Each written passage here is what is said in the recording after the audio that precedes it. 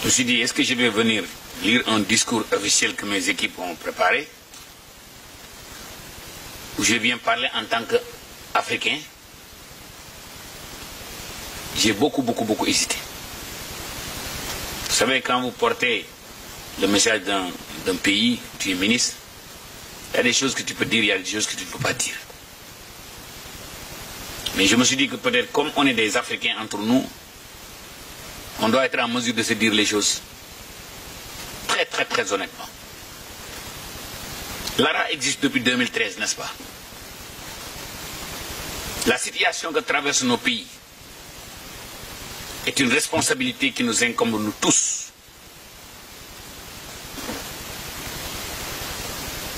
Dépendre de l'aide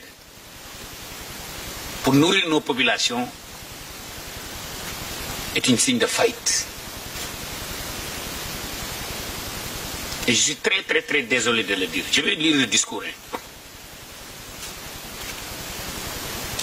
Mais c'est très décevant ce que nous vivons en Afrique de l'Ouest.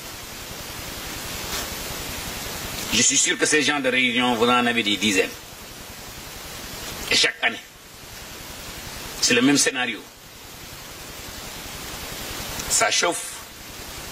On va faire appel à l'AFD, aux partenaires techniques financiers.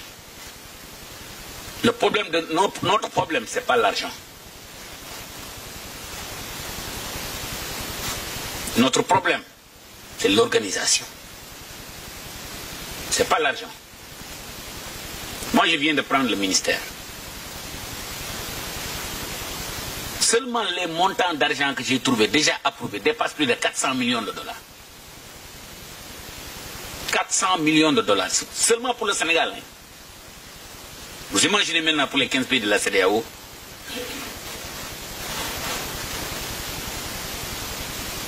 On ne peut pas commettre les mêmes erreurs chaque année et espérer avoir d'autres résultats.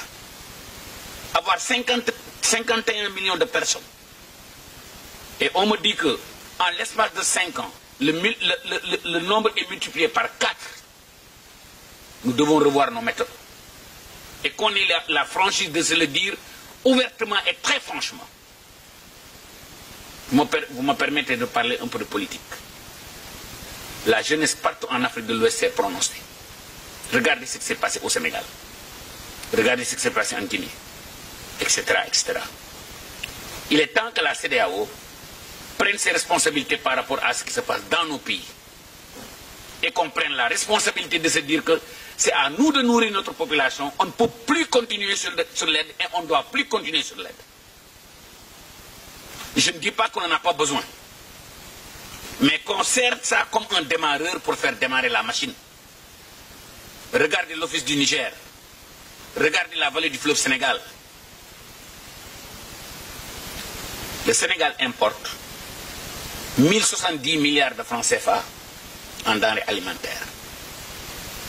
L'Afrique de l'Ouest, l'Afrique importe 30 milliards de dollars en denrées alimentaires. Si on ne fait rien, ça va être 120 milliards de dollars.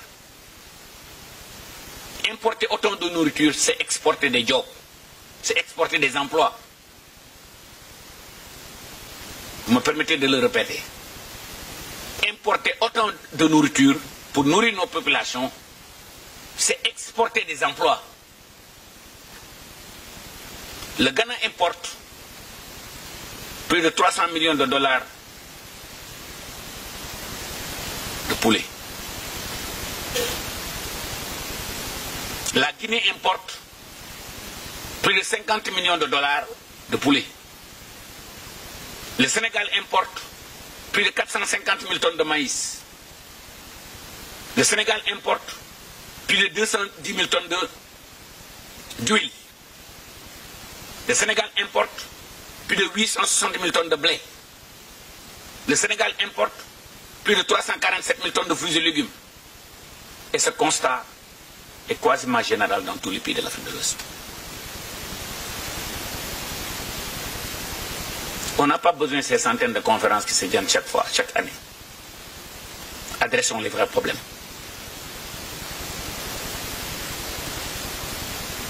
Le Sénégal dépense plus de 100 millions d'euros.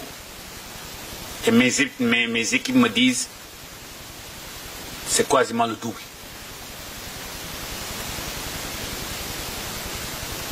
En lait en poudre.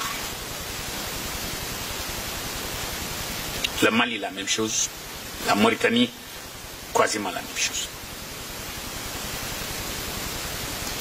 À mon humble avis,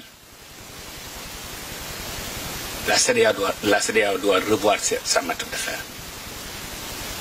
Et qu'on ait l'objectivité de le dire entre nous. Je ne dis pas que nous n'avons pas besoin d'aide. Mais ça ne peut pas continuer.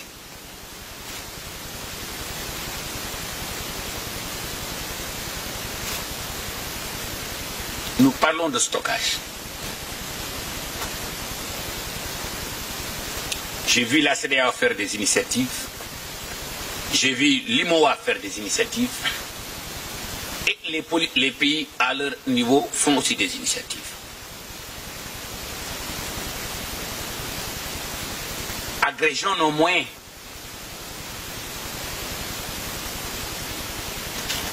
Agrégeons nos moyens. Je vous donne un petit exemple. Est-ce que vous savez qu'avec 40 magasins de 5000 tonnes, bien faits, seulement le Sénégal, on ne peut même plus importer des fruits et légumes. 40 magasins de 5000 tonnes.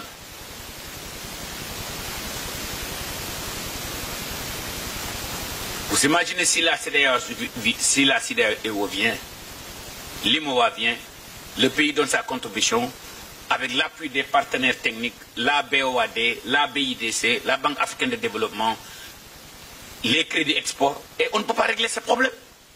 Il y a un problème. Et j'ai l'intime conviction que c'est possible de le faire.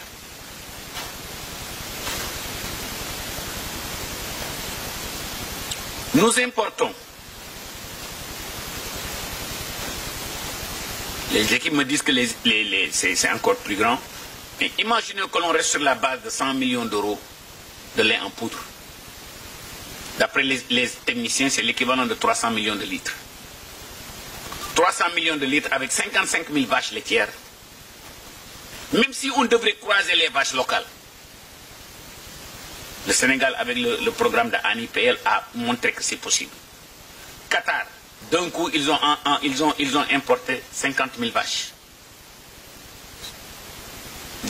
Vous imaginez les conditions désertiques.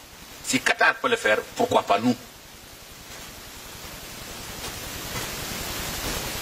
Et Einstein disait, on ne peut pas faire les mêmes erreurs et espérer avoir des résultats différents.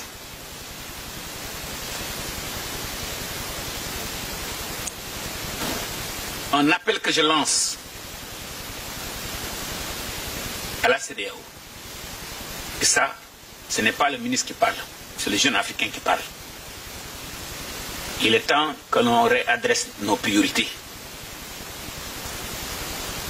Et qu'on se dise que c'est seulement la CEDEAO et seulement la CEDEAO qui peut régler ces problèmes. On ne dit pas qu'on ne va pas être aidé.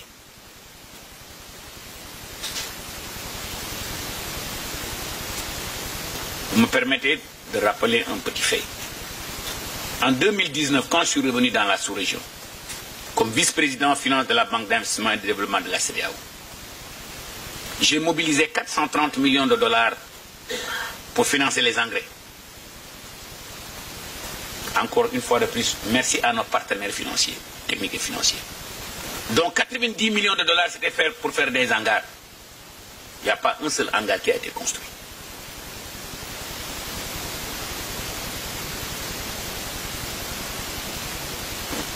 Un seul hangar qui a été construit. Nous connaissons nos contraintes. Aujourd'hui, 90% de ces traders d'engrais, peut-être ils ont des problèmes de balance sheet. Nos États, peut-être, ont des problèmes de capacité d'endettement. Mais au niveau de la CEDEAO, quand les gens ont voulu régler des problèmes avec Covid, vous avez vu, le problème a été réglé, non? Le financement de notre secteur agricole Peut-être la CEDEAO doit en faire une priorité.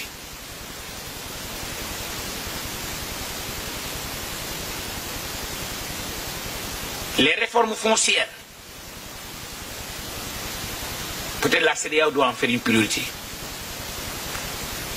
La diaspora est prête à investir. Vous avez vu les montants d'argent que la diaspora envoie sur l'Afrique. C'est beaucoup plus que l'aide au développement. Et tous ces leviers-là, nous sommes en mesure de les utiliser parce que ça dépend de nous. Je vous donne un petit exemple.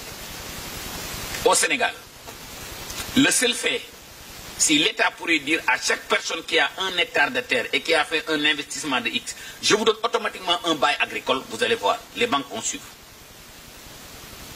Ça ne dépend pas de nous. Ça, on n'a pas besoin de l'AFD pour venir le faire.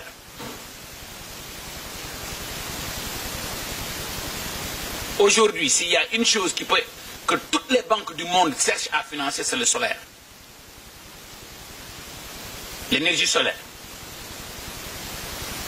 Toutes les banques cherchent à le financer. La nourriture. Des projets qui vont créer de l'emploi pour les jeunes et les femmes. C'est ce qu'on appelle dans le jargon bancaire les lignes ESG. Toutes les banques cherchent à le financer. Imaginez ensemble, les pays de la CEDEAO se disent, on va faire 500 MW de solaire ou 1000 MW de solaire. On va électrifier ruralement. On va faire de l'électrification rurale. Chaque parcelle agricole, on va mettre du solaire. Le crédit carbone qu'on aura là-bas, on va le vendre à ces pays qui nous disent qu'ils vont nous aider. Et on prend ces... Combien de pays africains ont un fonds agricole qui marche? Très peu. Regardez le Maroc. En 20 ans, ce qu'ils ont fait. En 30 ans, ce qu'ils ont fait. Comment vous pouvez imaginer un camion qui quitte le Maroc, qui fait 3000 km et qui peut venir vendre des poivrons chez nous? Il y a un problème. Maintenant, vous me permettez. Ce n'est pas le ministre qui parle, c'est les jeunes Africains qui parlent.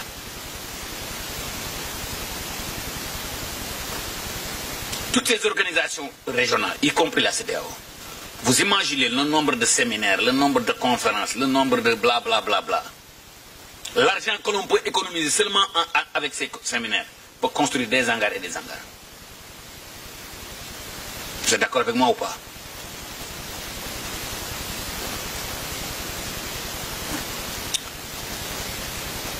Maintenant, peut-être c'était un peu surprenant de voir un ministre amassé comme ça, n'est-ce pas? N'est-ce pas? Et cela montre que l'envie que j'ai pour que ça change. Et pourquoi je n'ai pas voulu lire ce discours-là? Mes équipes ont préparé un très bon discours et au passage je remercie le secrétaire général qui est là. Mais j'ai voulu être quitte avec ma propre conscience. Vous savez, en 4 ans,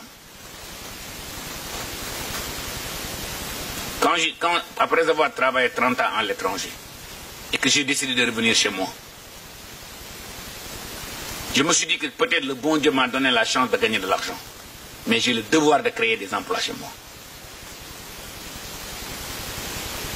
En l'espace de moins de 4 ans, on a créé plus de 100 emplois. Nous produisons plus de 4 millions de poulets. Cela montre qu'en Afrique, c'est bel et bien possible de le faire. Il y a un jeune footballeur malien, après avoir gagné de l'argent, il a fait la même chose chez lui. C'est Keita, je ne sais pas. C'est Keita. Il y a des choses que les fonctionnaires savent faire, mais il y a des choses qu'ils ne savent pas faire. Peut-être l'opportunité pour la CEDEAO de s'appuyer sur le secteur privé. Regardez ce que le président Obasanjo a fait avec les... Il avait dit ouvertement, je vais créer des milliardaires nigérians. Il en a fait.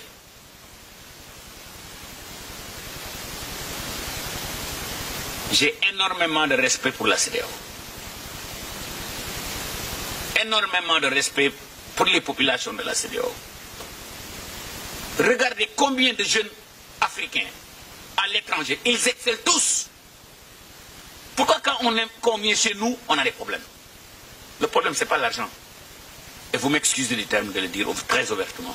On ne peut pas continuer à commander et nourrir nos populations. C'est devenu le business model de l'Afrique. À chaque fois que ça chauffe, l'AFD va venir, la communauté européenne va venir, les Chinois vont venir. Regardez en moins de 20 ans ce que Kagame a fait de son pays. Je demeure absolument convaincu que les Africains peuvent nourrir l'Afrique et même exporter de la nourriture. Le Maroc l'a fait. Qu'est-ce qu'ils ont plus de plus que nous?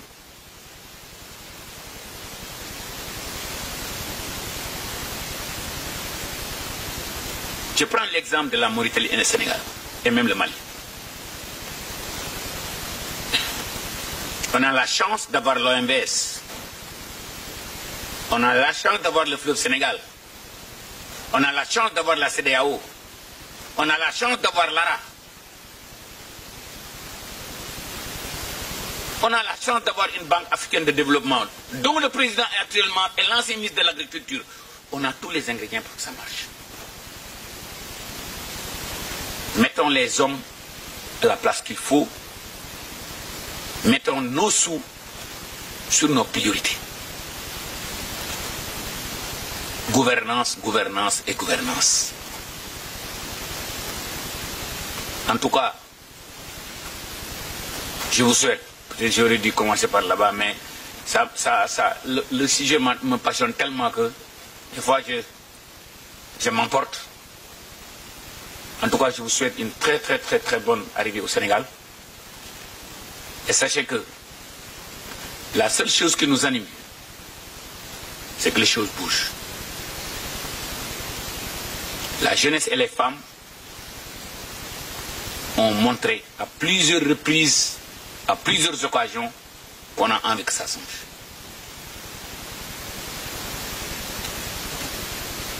Le Sénégal, comme vous le savez, est un pays de teranga. Nous vous souhaitons un très bon séjour chez nous. Nous vous souhaitons aussi que cette fois-ci, que ça soit la bonne. Quand je vois nos amis européens,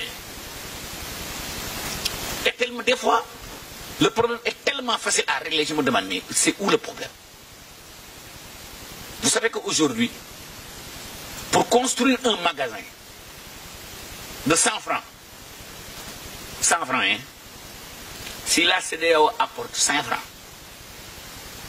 les règles de l'OCDE ont changé où maintenant tu peux emprunter 95%, mais il faut bien le faire. Et les crédits export peuvent marcher. Avec les droits de tirage spéciaux, on peut avoir de l'argent pas cher.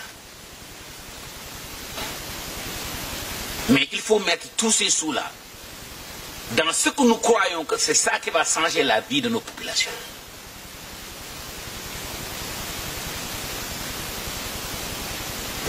Et j'ai l'intime conviction que c'est possible. En tout cas, nous nous remercions tous de votre présence. À mon humble avis, ce n'est plus acceptable d'avoir plus de 51 millions de personnes dans des situations très vulnérables. On a l'eau, on a les terres arables, on a la jeunesse pour le faire. Qu'est-ce qui manque? Ne me dites pas que c'est l'argent. Vous savez, durant le Covid, quand les gens ont voulu lever des milliards, ils en ont levé. Et aujourd'hui, on a la chance d'avoir des présidents comme Adesina. On a la chance d'avoir nos amis arabes de la Banque islamique de développement. On a la chance d'avoir des gens comme l'AFD, la communauté européenne. Les gens veulent aider. Parce qu'ils ont maintenant compris que on ne peut pas avoir deux pôles, trop développés, trop pauvres. Ça ne marche pas. Ce qui se passe en voyant ces centaines de milliers d'Africains affronter la mer pour aller faire de l'immigration, On ne peut pas arrêter la mer avec ses bras. L'Europe est maintenant convaincue.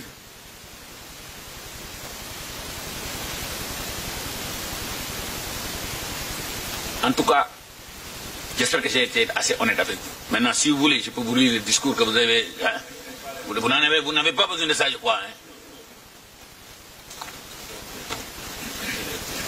Et maintenant, vous lancez, vous transmettez au président de la CEDEAO, président de l'ARA, je suis prêt à être l'ambassadeur de ce plaidoirie-là.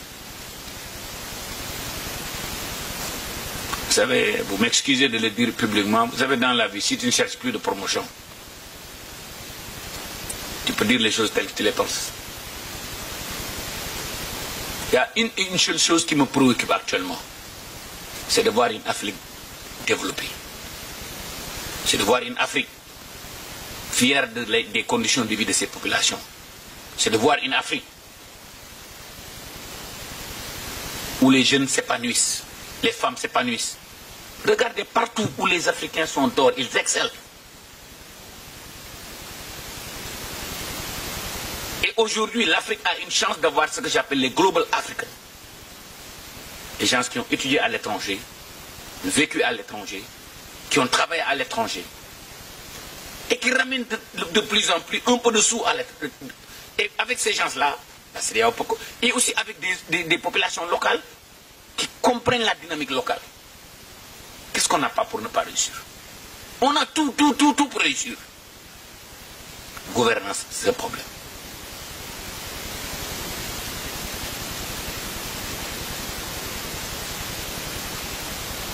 En tout cas, je vous souhaite une très bonne journée. Très bonne réunion. Et sachez que le Sénégal sera et restera un partenaire de la CEDEAO. Et qu'on peut, on ne dit pas qu'on a les solutions, mais j'ai l'intime conviction qu'ensemble, si on est décidé, et j'ai décidé avec un grand D, pas les trucs politiquement corrects là, on peut changer les choses. Je vous remercie. Merci, monsieur le ministre.